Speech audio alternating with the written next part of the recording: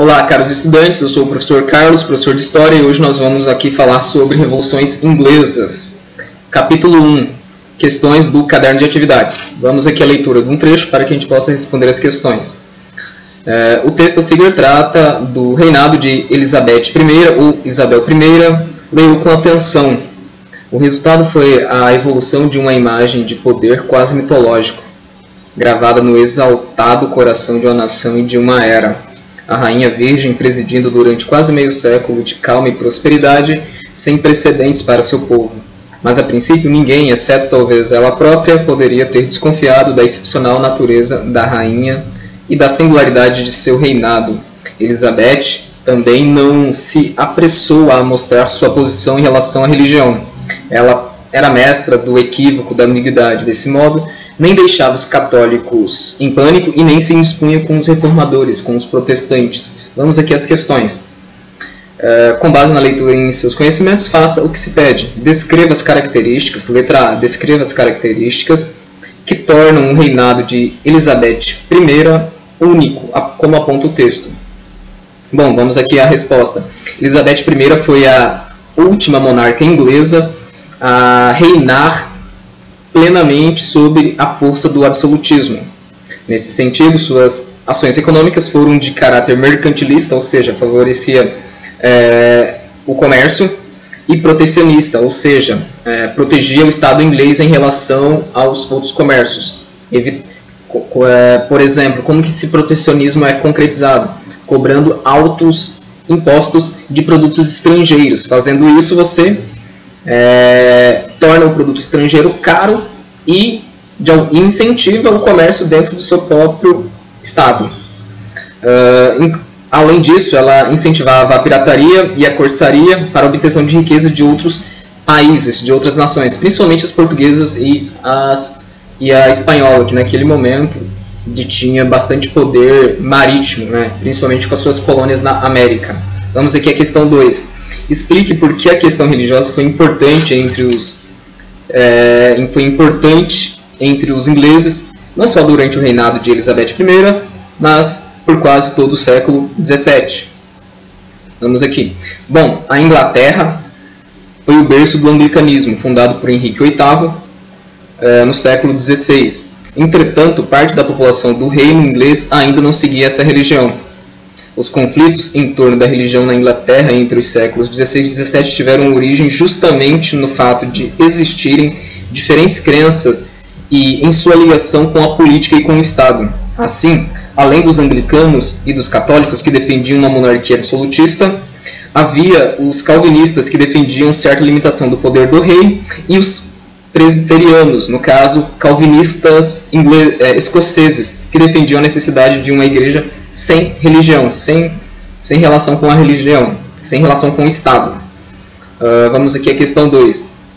O reinado de Jaime I na Inglaterra foi bastante conturbado. Isso ocorreu porque ele, letra A, queria promover a união das cortes da França e da Inglaterra, retomando o conflito das duas rosas? Não. Letra B, criou e aumentou impostos sem consultar o parlamento. Essa é a questão, por enquanto. Assumiu uma postura absolutista ao fortalecer o parlamento durante seu reinado? Não. Letra D, ordenou a perseguição aos anglicanos com base na teoria do direito divino dos reis? Vamos lá. Não, ele era anglicano, então ele não. E letra E, apoiou a Grantor e o desenvolvimento econômico desse grupo social em oposição à nobreza? Não, aqui. Bom, aqui a questão 2, a correta aqui é a letra B. Bom, Jaime I ele foi um rei anglicano, né? A Elizabeth, então ele inicia a dinastia Stuart, né? Elizabeth I pertencia à dinastia Tudor. Como ela não teve filho, não teve herdeiro, o trono passou por um parente mais próximo, que foi Jaime I. Como ele era anglicano, ele perseguia os católicos e os protestantes. Ele perseguia os católicos e os protestantes.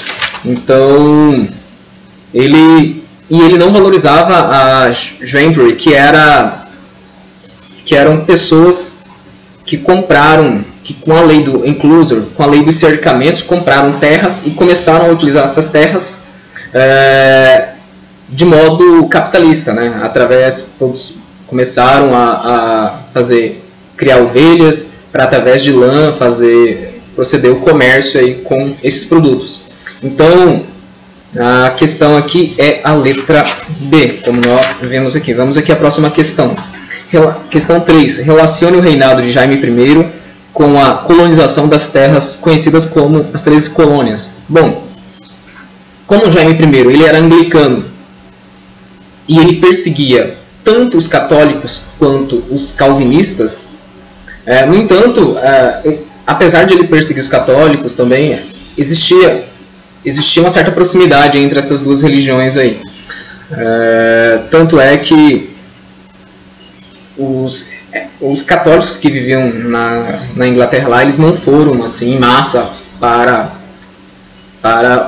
hoje Estados Unidos, né, onde estavam as 13 colônias inglesas lá. Então, e no sentido político também, porque tanto o anglicanismo quanto o catolicismo eles eram a favor de uma monarquia absolutista, ou seja, uma monarquia centralizada no poder do rei, né, no poder absoluto.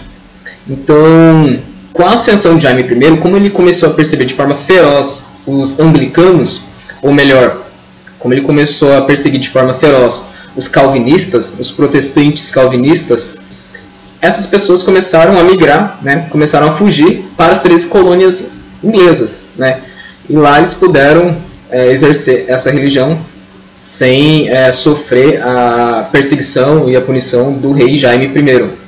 Bom, vamos aqui à questão 4. Leia o texto a seguir sobre um importante monumento. Leia o texto a seguir sobre um importante momento do reinado de Carlos I. Bom, então para a gente estabelecer a cronologia aqui. Primeiro a gente teve Elizabeth, né? Nós tivemos Henrique VIII, que criou a religião anglicana. Posteriormente tivemos duas rainhas ali, só que elas tiveram depois do Henrique VIII, nós tivemos Elizabeth I, que teve um reino bastante calmo e próspero, e após ela nós tivemos Jaime I e depois Carlos I, filho do Jaime I. Então a gente vai falar um pouco sobre isso aqui agora, tá? Esse fator aqui é importante porque com Jaime I vai haver a derrocada da monarquia e a ascensão da burguesia com Oliver Cromwell. Vamos ler o texto e em seguida a gente faz alguns comentários e responde às questões. Cromwell assegurou a seus ouvintes que não estava ali para ludibriá-los ou tentar obter seu apoio com expressões confusas e enganadoras. Se o rei se encontrasse nas fileiras inimigas, ele, Cromwell, dispararia sua pistola como se fosse qualquer indivíduo. Quem não se considerasse capaz de fazer o mesmo, não deveria alistar-se em sua tropa ou sob seu comando. Então vamos ver aqui as questões. Agora responda. Por que podemos concluir que o trecho refere-se a que momento histórico da Inglaterra? Bom, se refere à Guerra Civil, se refere à Revolução Puritana, ocorrida em 1640 entre os integrantes do Parlamento e os aliados, entre os integrantes do Parlamento e seus aliados, né, os chamados cabeças redondas, e o rei e seus aliados, os cavaleiros. Vamos à letra B. O que levou à situação descrita no texto e quais eventos ela motivou? Bom, o rei Carlos I, né, ele recusava-se a governar com o parlamento, assim como o seu pai, Jaime I, ele praticou um governo autoritário e absoluto, sem consultar o Congresso. Ele, por exemplo, ele aumentou impostos sem consultar o Congresso. E, pela lei, o governo, ao aumentar impostos ou a entrar em guerra, ele tinha que consultar o Congresso. Bom, se recusava o rei Carlos I se recusava a governar com o parlamento, assumindo poderes absolutistas. Na Inglaterra, contudo, desde a Carta Magna, né, de 1215, havia tradição de o rei governar com o parlamento, responsável por aprovar impostos. Por exemplo, esses impasses resultaram na Guerra Civil, que teve início em 1642. Quem foi Oliver Cromwell? e qual foi o seu papel na história da Inglaterra. Oliver Cromwell ganhou destaque durante a Guerra Civil Inglesa ao liderar os cabeças redondas, né, e aplicar novas técnicas para a organização do exército. Estabeleceu um governo republicano na Inglaterra que durou até sua morte em 1658. Então ele estabeleceu a meritocracia no exército, ou seja, vai ser general, vai ser alguém importante no exército quem tem mérito, quem tem qualidade para isso. Porque antes disso, o exército inglês os melhores cargos eram dados aos nobres e não às pessoas comuns, às pessoas da burguesia. Então ele muda essa estrutura. Com isso, o exército fica melhor preparado e mais profissionalizado. Questão 5. Com relação ao contexto da Revolução Puritana, assinale com V as afirmativas verdadeiras e com F as falsas.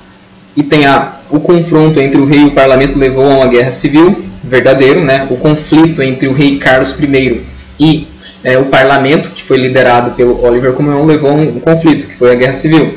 Letra B. A liderança de Oliver Cromwell favoreceu a vitória de Carlos I? Não. Pelo contrário. Ele foi decapitado. Item C. Na Revolução Puritana, Carlos I contou com o apoio da burguesia comercial? Também não, né? Na verdade, foi Oliver Cromwell que contou com o apoio da burguesia comercial. Letra D. As forças apoiadoras do parlamento foram lideradas por Oliver Cromwell.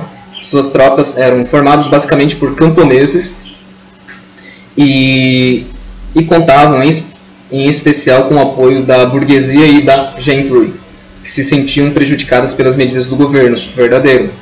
Então, Oliver Cromwell teve o apoio da burguesia, dessa classe social chamada gentry, que trabalhava o campo de forma capitalista, e camponeses também.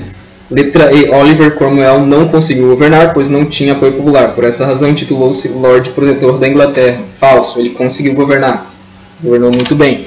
Uma das suas ações foi o ato de navegação. Vamos aqui à questão 6.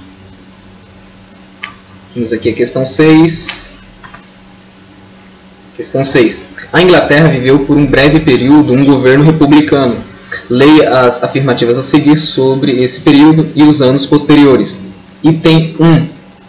A República, sob a liderança de Oliver Cromwell, decretou o ato de navegação, um dos mais importantes atos em prol da marinha mercante inglesa. Correto, né?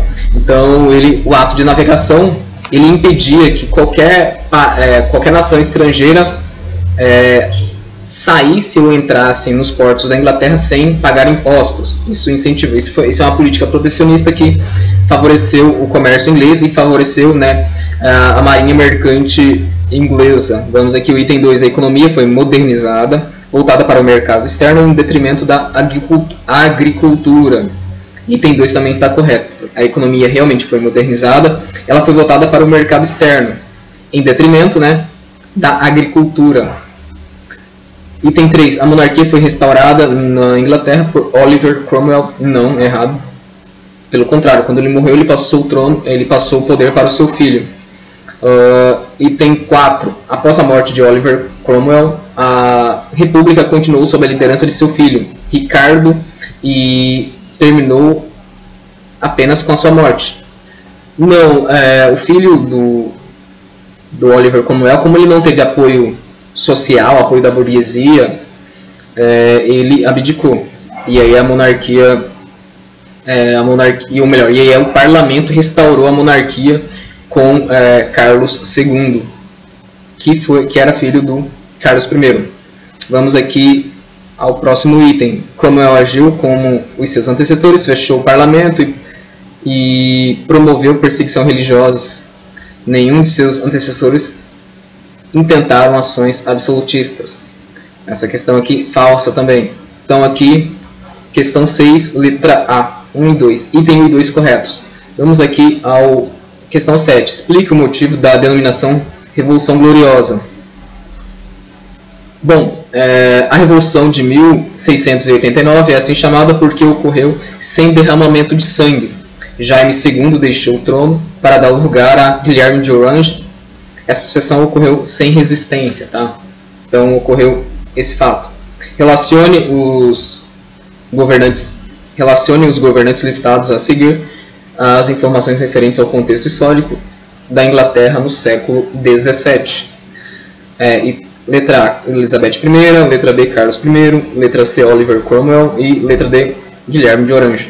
Então vamos às questões. Durante seu governo, as estruturas feudais foram eliminadas, a propriedade privada foi legalizada e o campo passou a produzir para o mercado. Houve grande desenvolvimento marítimo e fortaleceu, o que fortaleceu ainda mais a Inglaterra como potência dos mares. Nós estamos falando aqui de Oliver Cromwell. Próximo item, em 1689, ele jurou obedecer à Declaração dos Direitos, Bill of Rights. Esse conjunto de leis foi elaborado pelo parlamento inglês e funcionava como uma constituição. E nós estamos falando aqui, né, de Guilherme de Orange, letra D. Vamos ao próximo item aqui. Com seu governo, o Estado inglês consolidou-se, chegando ao apogeu. Isso foi possível graças à administração, ao controle dos gastos e às medidas que incentivaram o crescimento do comércio. Estamos falando aqui de Elizabeth I. Próximo item, em seu governo eclodiu uma guerra civil que antagonizou o exército dos cavaleiros e o dos cabeças redondas. Estamos falando aqui de Carlos I. Vamos à questão 9, última questão. Ainda que a Revolução Gloriosa tenha confirmado o que muitos já buscavam na Inglaterra, ou seja, o poder nas mãos do parlamento, seus efeitos não se limitaram a esse fato. Por isso é possível afirmar que há uma Inglaterra antes e outra depois de 1689. Quais foram as mudanças resultantes dessa revolução? Bom, a Revolução Gloriosa de 1689 não só limitava o poder do rei, né, por meio da lei Bill of Rights, Declaração dos Direitos, mas ela também garantia liberdade de imprensa, liberdade individual, garantia o habeas corpus, garantia a constituição do júri.